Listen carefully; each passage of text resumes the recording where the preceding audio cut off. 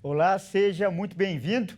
Mais uma vez é muito bom estar em sua companhia. E a partir de agora, você acompanha comigo as notícias do Brasil e do mundo. Eu vou começar essa edição falando de economia e, aliás, com uma boa notícia. Olha só, o Brasil criou mais vagas, aliás, 125 mil vagas de trabalho com carteira assinada em novembro. Segundo o Ministério do Trabalho, esse foi o 11º mês seguido com mais empregos, mais contratações do que demissões. O Cadastro Geral de Empregados e Desempregados do Ministério do Trabalho e Previdência informou que o país registrou mais um resultado positivo em relação ao mercado de trabalho formal em novembro. O balanço do mês apresentou 1.789.000 admissões e 1.630.000 desligamentos de profissionais com carteira assinada. Apesar de ser o terceiro mês seguido de desaceleração do indicador, a variação ainda é positiva. No acumulado dos 11 primeiros meses de 2022, houve 2.466.000 contratações a mais do que de demissões no Brasil. O resultado é decorrente de 21.230.000 admissões e de 18.764.000 desligamentos. A sequência positiva do mercado formal de trabalho no Brasil surge em linha com os dados do IBGE, que apontaram que o desemprego ficou no menor nível desde abril de 2015, com 9 milhões de pessoas sem colocação profissional no trimestre encerrado em outubro. Em novembro, os dados apontaram para um saldo positivo de contratações em 3 dos 5 setores econômicos analisados, com destaque novamente para o ramo de serviços, responsável pela abertura de 92.213 postos formais.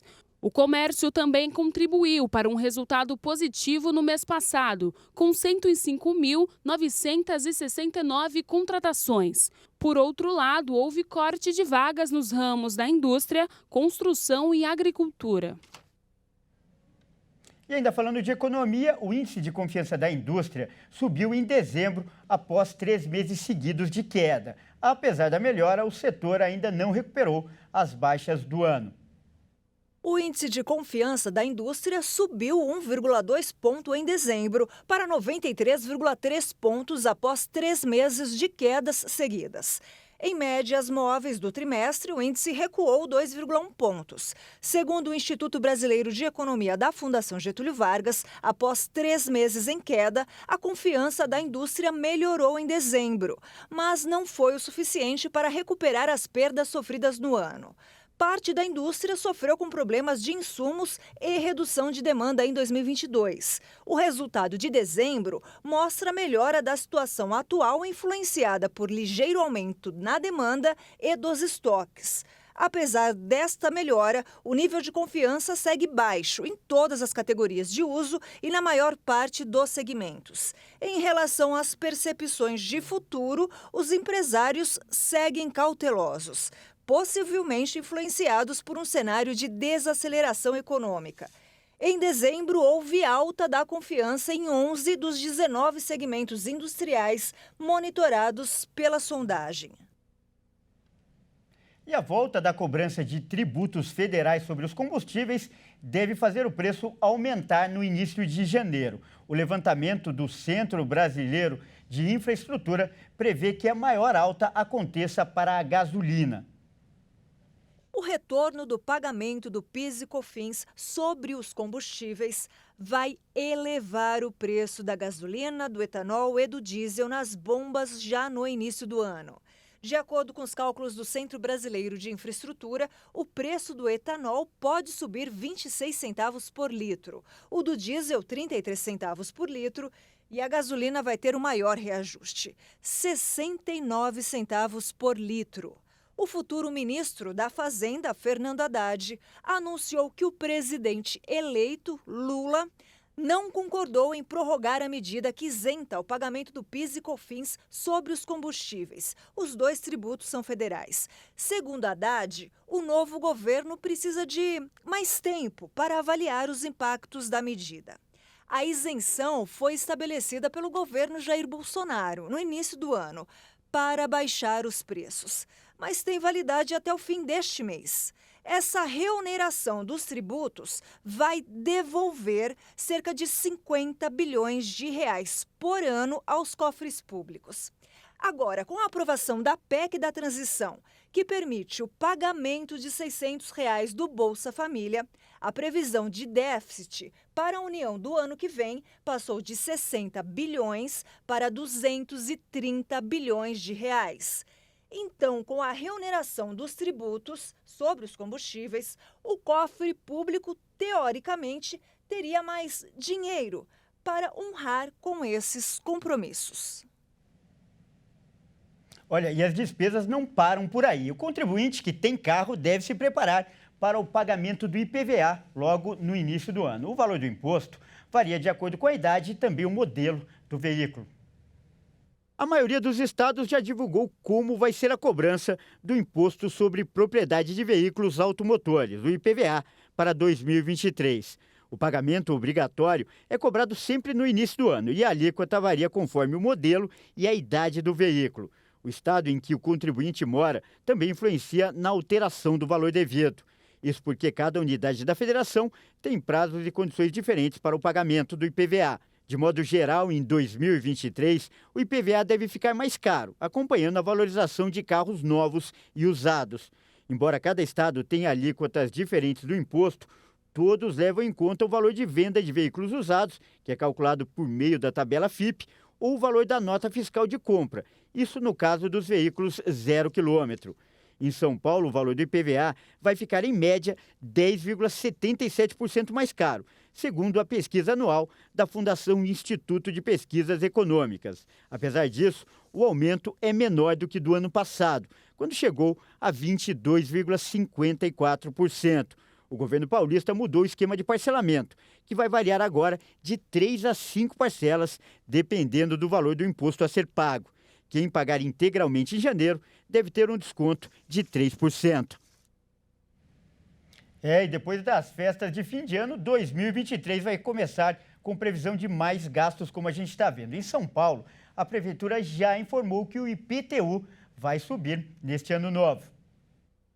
Além das contas extras tradicionais no início de cada ano, o trabalhador deve preparar o bolso para os aumentos e para evitar de já começar 2023 com dívidas.